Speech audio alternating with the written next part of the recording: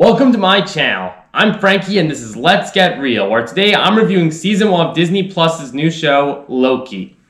After escaping with the Tesseract in Avengers Endgame, the 2012 version of Loki finds himself in the TVA, or Time Variance Authority, an organization dedicated to securing a sacred timeline for the MCU, where he now faces the possibility of being erased from existence or saving the current timeline from a greater threat. When it comes to my thoughts on this character or the other MCU shows, so far, I have really enjoyed the other MCU shows on Disney+. I found it to be very interesting, entertaining, and they've done a great job at setting up the MCU going forward in some pretty creative ways. So when I heard Loki would be getting his own show, I got pretty excited because, well, he's Loki. Who doesn't love this character? And seeing him back as the God of Mischief is something I think any fan of his would want to see. When it comes to my thoughts on this show, the entirety of the show really embraces the personality of Loki through its quirkiness, its humor, and plotting.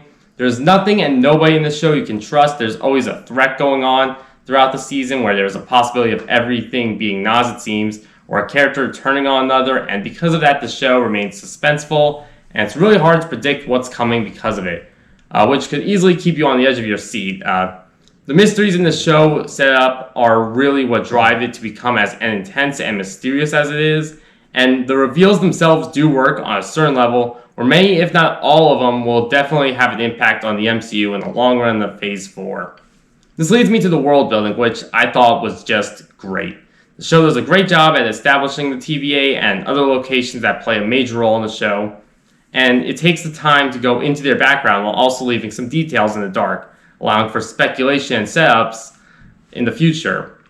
And this show also has the best finale of any Marvel show so far, not just because it sets up Phase 4 in the most exciting and shocking way possible, but also by how it confirms a second season for the show. The show also has the best visuals of any MCU show so far. Every setting the characters explore just look gorgeous. When it comes to the acting, Tom Hiddleston is perfect as Loki as always, and his character's chemistry with other characters, who I can't specifically mention to avoid spoilers, really helped carry the show and is really enjoyable to watch whenever Loki starts to trust someone. Owen Wilson is great in almost everything he does. Personally, I found his character Mobius to be very interesting, especially when we begin to slowly find out about his character's background near the finale of the show. There's another character who, if I mention him or her, would be a mega spoiler, but is insanely well performed and is very interesting every time we get to learn more about this person. However, I felt the rest of the acting was very mixed. There were some actors who did a really great job, other actors were pretty mediocre. When it comes to my flaws, the opening episode is easily the weakest, even if it wasn't bad. It's just a slow opening for the show.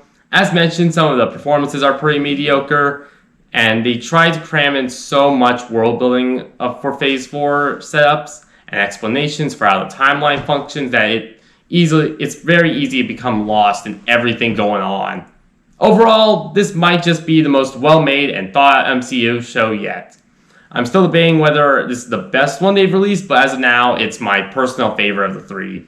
It's definitely worth watching if you're a huge fan of Loki. If you love the character to death, to the point where he's your favorite MCU character, then this show was made for you.